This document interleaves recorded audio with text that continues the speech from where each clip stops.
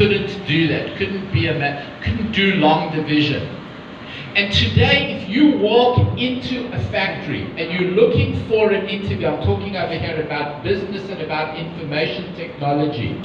If you want to operate a machine and you don't know how to read a report out of Tableau, which is the most sophisticated data representation, then you won't get the job. You just won't get the job. If you're a truck driver and you can't navigate Tableau in order to understand what the flow is, what the supply chain is, and where you fit into the supply chain, you can't do that kind of a job. So the upskilling of the workforce into these domains is both what has to be done and what has to be measured.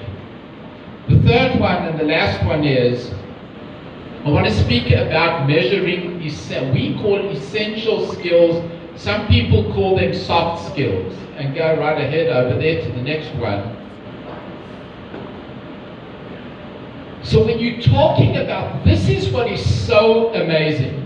We talk about technical skills, but if you want to get a job at Facebook, which is one of the most sophisticated technology companies in the world, and you want to write software, you are on probation for 3 months.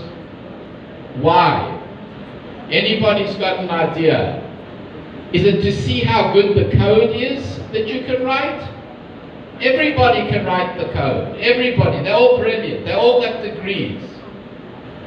But not everybody can work with other people. Not everybody can collaborate.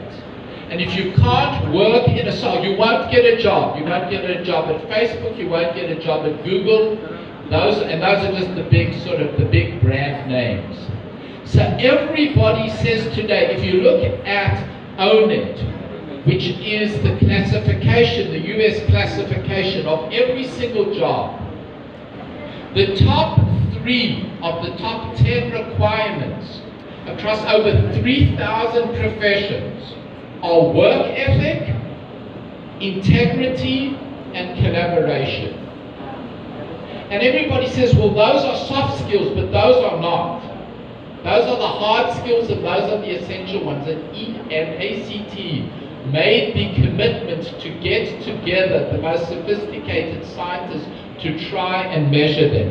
And this is one of the assessments that we're going to be rolling out now with SFI, with data behind them on how you can actually predict how people are going to be in collaboration, integrity, leadership, and so on. Because everybody knows, takes the technical skills for granted. These are the differentiators. So, when you put all of those together, we offer something called the Career Readiness Certificate. That's what we did in Baton, a Philippine version of that. And when you have a look over here, and it says we grade them at 4 different levels. And then here's when we now get to why you do all of this, right? Like, why do you create a career readiness certificate, and what value can it bring to the community? So,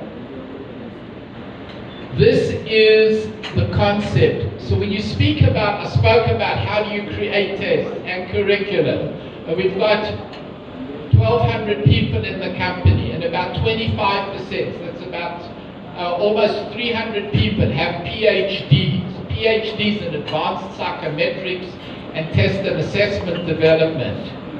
So is all of that, that's all necessary, but it's not sufficient in order to be successful. And I think that the most dramatic invention that ACT actually made in the past 20 years was this concept of a work-ready community. What does it mean, and why are work-ready communities so important? This is really the center of what I want to speak about. So I heard hints about it in all, and in Baton example, it's called Daniel Kahneman got the Nobel Prize in economics, called the recency bias. So it's the thing you've just seen, that you speak the most about? So we spoke about Bataan. I think everywhere's great.